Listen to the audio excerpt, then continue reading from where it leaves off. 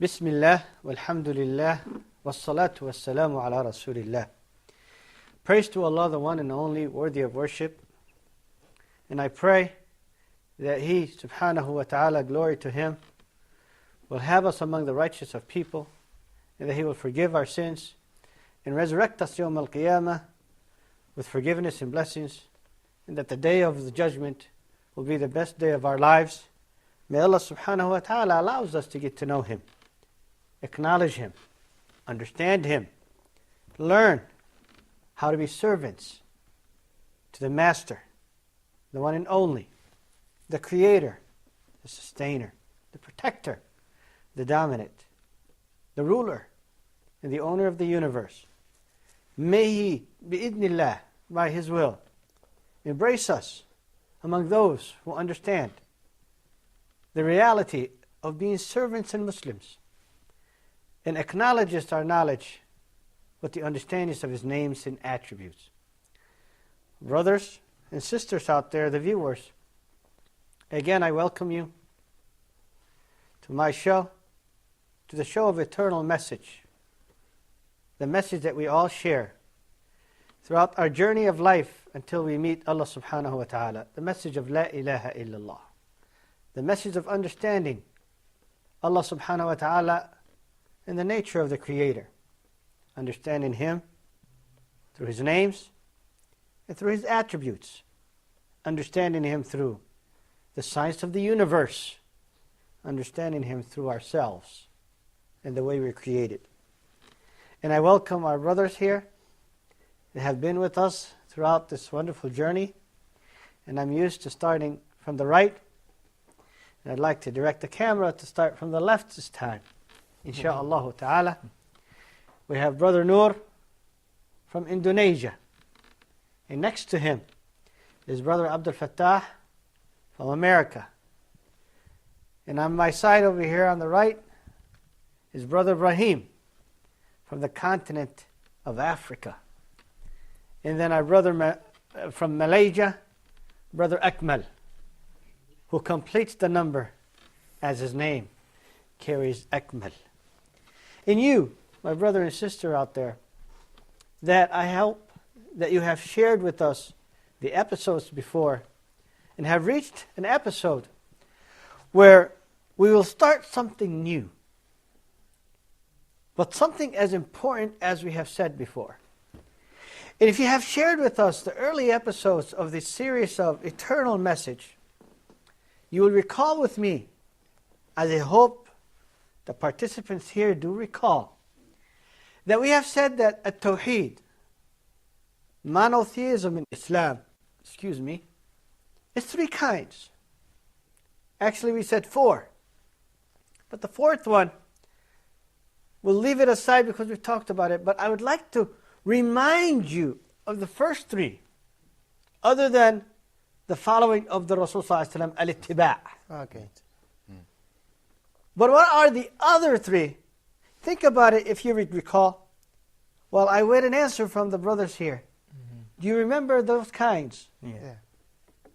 Can you enlighten us, Noor, with one of them? Tawheed al-uluhiyyah. Tawheed al-uluhiyyah. To unify Allah subhanahu wa ta'ala in worshiping. Can you remind us of the second? Tawheed al-rububiyyah. Tawheed al-rububiyyah. In unifying Allah subhanahu wa ta'ala, that He is the only one that created and protects and rules and governs, sustains, hears, sees, etc. Now the third one is what our topic today is all about. Tawheed asma wa sifat. Tawheed al-Asma'i Asma' al-Sifat. wa-Sifat. He took your turn, Abdul Fattah. It's okay. But that means I will ask Our you another next one. question at a later time. Tawheed al-Asma'i wa-Sifat, brothers and sisters. To unify Allah subhanahu wa ta'ala with His names. Al-Asma' names. Was-Sifat attributes. Yes, Allah does have names. And yes, Allah subhanahu wa ta'ala does have attributes. He has names that are considered perfect. The best of names. وَلِلَّهِ الْأَسْمَاءِ الْحُسْنَى فَادْعُوهُ بِهَا. Hey, for Allah subhanahu wa ta'ala are the perfect of names. وَلِلَّهِ الْأَسْمَاءُ الْحُسْنَى فَادْعُوهُ بِهَا. So call Him with those names. Brothers and sisters, you have a name. And you would love to be called by your name. Akmal, you have a name. You would not want me to call you by Abdul Fattah's name. You will not answer. So if I was to say, Akmal, would I turn this way? No. I would turn towards your direction and wait an answer from you. Allah subhanahu wa ta'ala has His names. And He demanded to be called by those names. So He said, فَادْعُوهُ بِهَا. Call Him with those names. He said, أَيَّمَّا تَدْعُو فَلَهُ الْأَسْمَاءُ الْحُسْنَى قُلْ ادْعُوا اللَّهَ أو ادْعُوا الرَّحْمَنِ أَيَّمَّا تَدْعُو فَلَهُ الْأَسْمَاءُ الْحُسْنَى. Call Him by Allah or call Him by Ar-Rahman.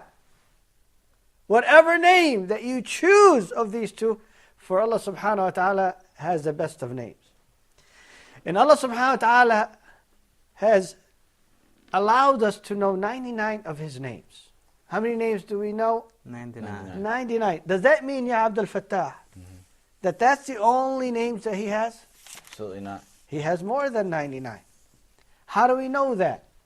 We know because the Rasul sallallahu alaihi wasallam once prayed and he said, Allahumma inni as'aluka بكل اسم هو لك سميت به نفسك أو علمته أحدا من خلقك أو أنزلته في كتابك أو استأثرت به في علم الغيب عندك.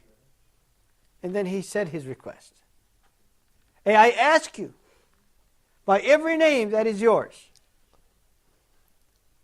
every name that you have revealed or taught one of your servants or wrote in the book or kept to yourself.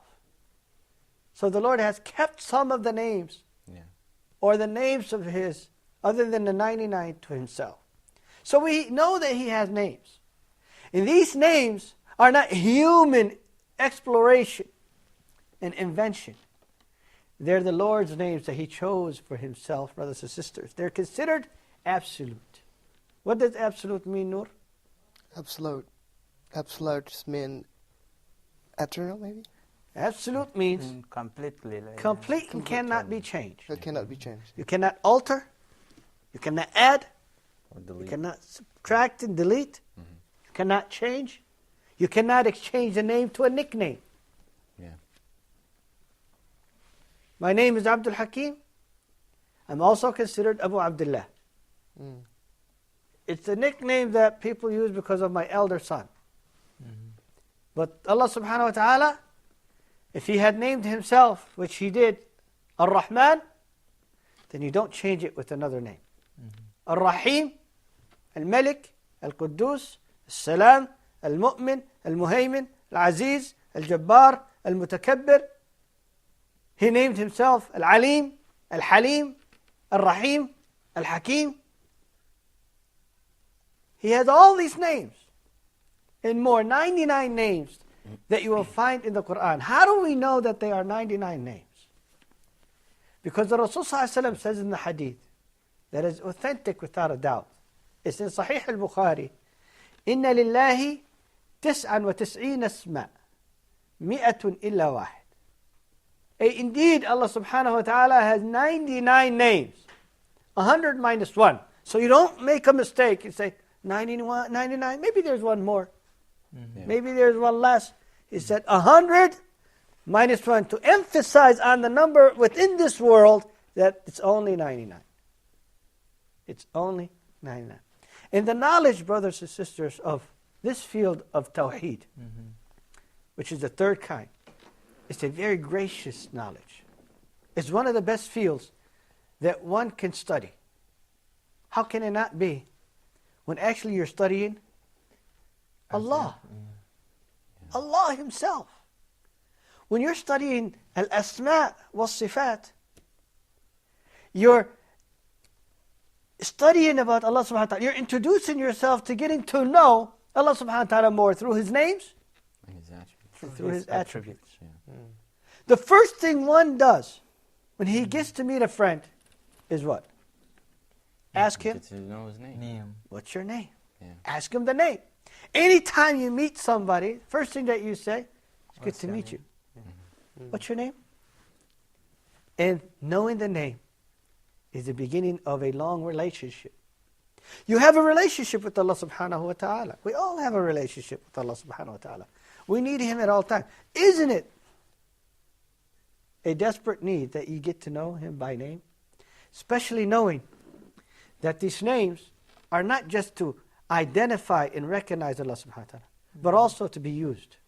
We will talk about, inshaAllah, within the next 2 sessions, the next 2 episodes, how we can benefit from this knowledge and what it means to learn and understand the names of Allah subhanahu wa ta'ala. And also the attributes. And I want to make a clear understanding of the difference between the name An attribute. and the attribute. Every name that Allah subhanahu wa ta'ala has is also an attribute. Notice this. This is very, don't get lost here. Yeah. Every name is also an attribute. Oh, But not every attribute Is A name. Is a name. is a name. Attributes are Names.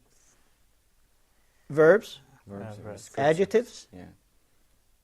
and they can be nouns, Yeah.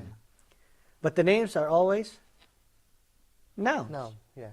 The names are always nouns. No, yeah. So every name is an attribute. So let's do a test here. Allah, it's a name.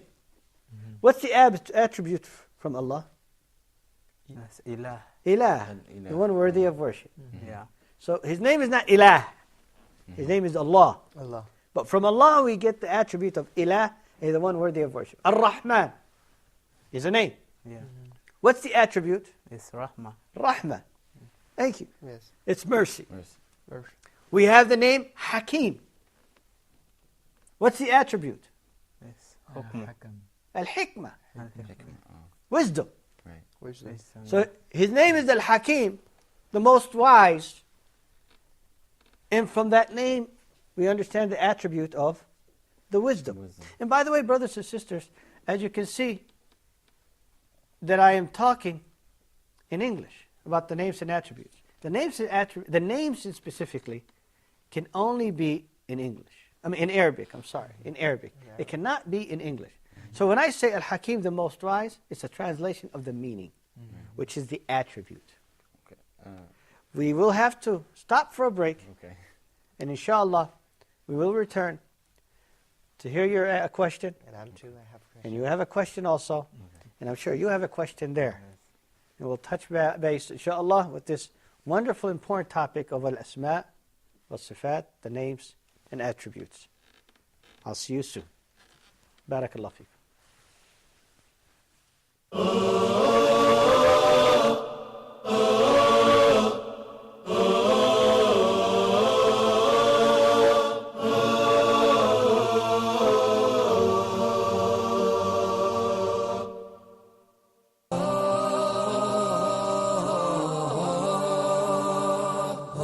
There are 1.5 billion Muslims around the world. 500 million of them live as minorities in 149 countries around the globe. How can the Muslims be involved in society and at the same time be committed to their religion? What kind of lives do they live? What are the challenges that face Muslims living in non-Muslim communities. It is a challenge, yes. For Muslims who live in the West, it is a challenge, yes. When you find yourself live in some area, you don't hear the azan as you hear it in the Middle East. You don't find people are able to go for the congregational prayer as it is very much common in the Muslim countries. When you go to any store, and you're gonna make sure that the food that you are taking is halal. This is a challenge. When you find that there is no Islamic school to find your kids, or a sheikh, somebody who gonna teach your kids Quran. What are the social, political, and economic problems that such Muslims face? How we should be interacting with our non-Muslim neighbours as a Muslim minority. How do they perceive their strengths and weaknesses? And alhamdulillah, wherever we go, every spot in the world I can tell, you can find a Muslim family lives over there. Yeah, when you walk and you find suddenly somebody is addressing you, Assalamu alaikum, brother. I remember in France officially there are now between 6 and 7 million Muslims actually living in France. And also I think in the UK officially between 3 and 4 million. Join Abdullah McIntosh, who hosts Imam Rifat Muhammad, Imam of the Islamic Center of Barrie, Canada. They are going to discuss the challenges of Muslim minorities around the world in Straight Path.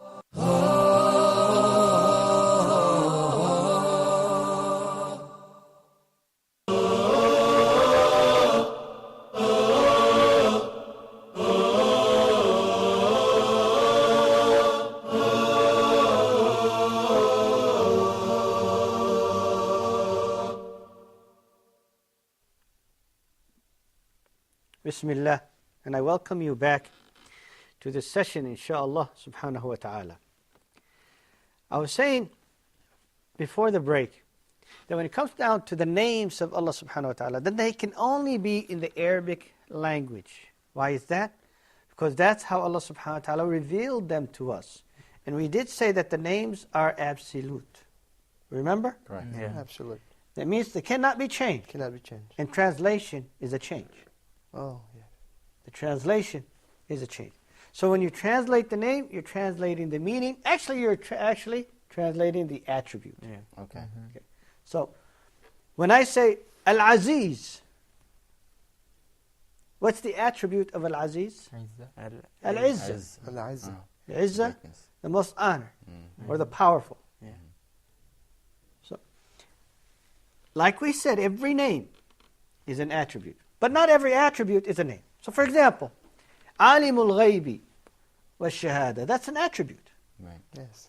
But it's not a name. Because Alim is not a name. Yeah. In the Arabic language, Alim is not perfect.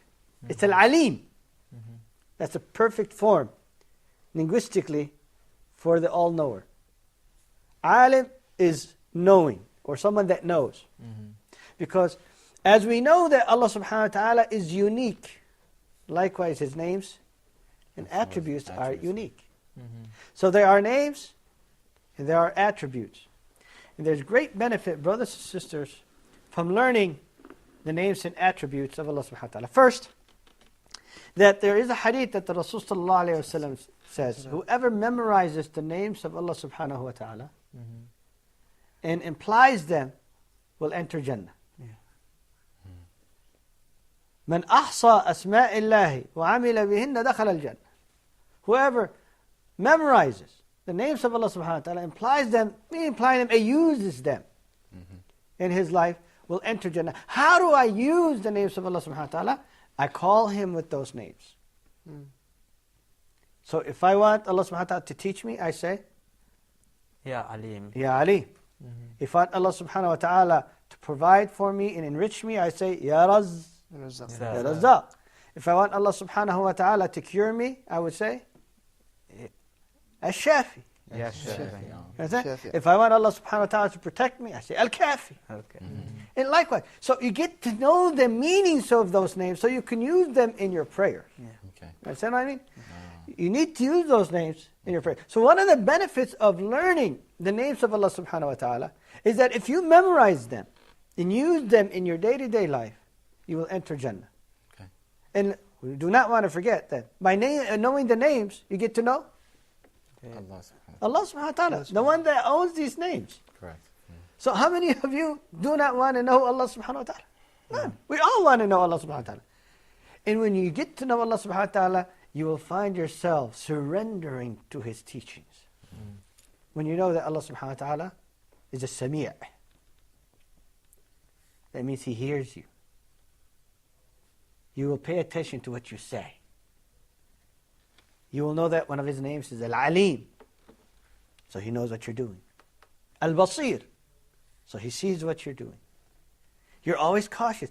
By learning the names of Allah subhanahu wa ta'ala, it will change the course of your life.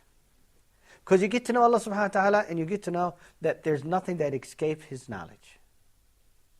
So whenever you want to do something and it's probably wrong, you remember that Allah subhanahu wa ta'ala is seeing you, hearing you, knowing, capable of punishing. Huh? You stand back and you hold yourself back. One of the beautiful things of learning the names and attributes of Allah subhanahu wa ta'ala, that it purifies and corrects the souls while we worship Allah subhanahu wa ta'ala.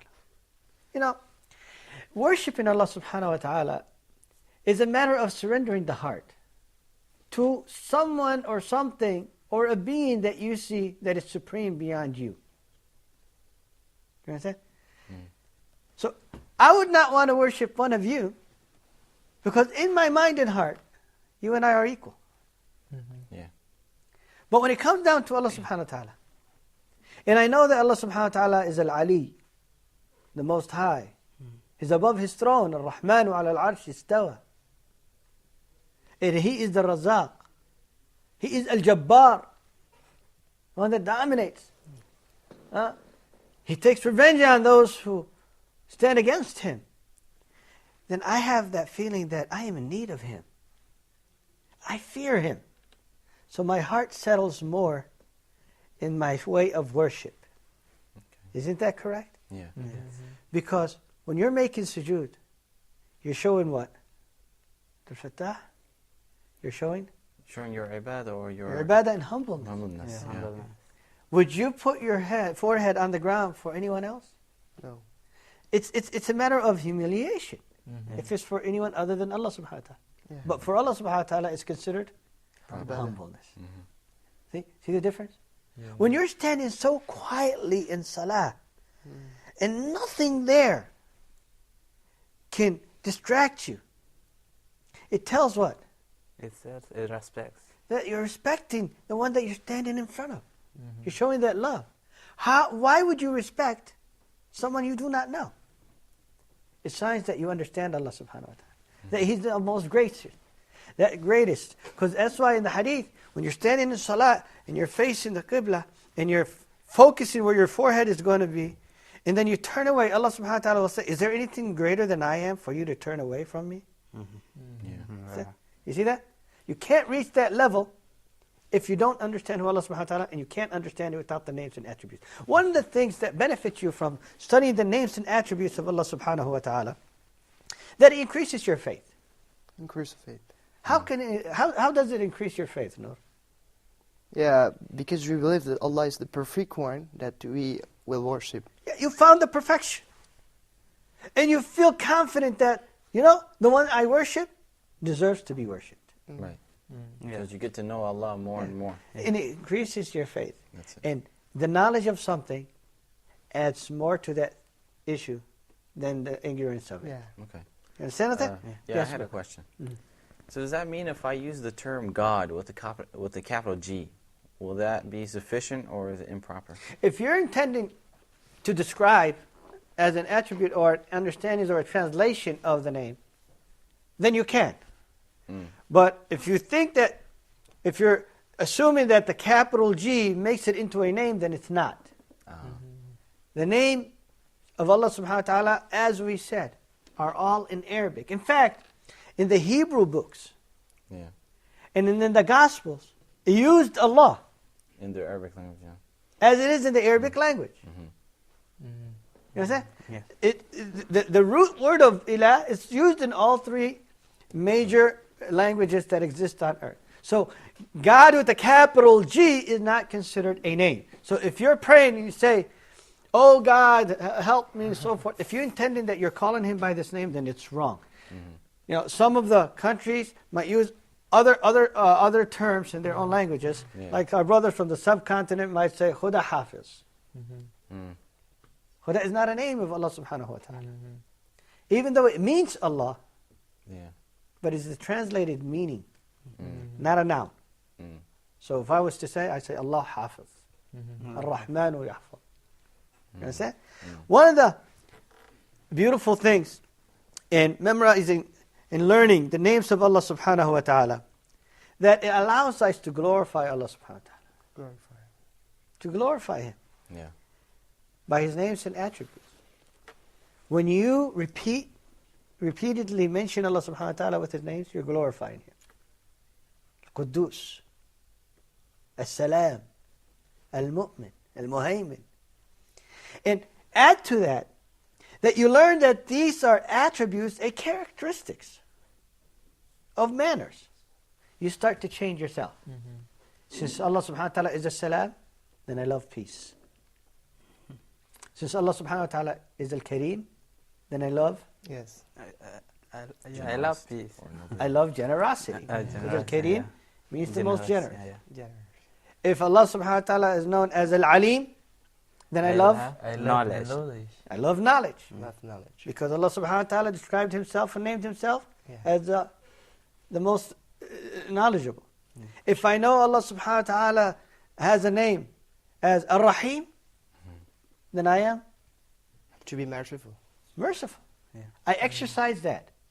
You know, we from the names of Allah subhanahu wa ta'ala, we try to also to establish behaviors and manners of our own.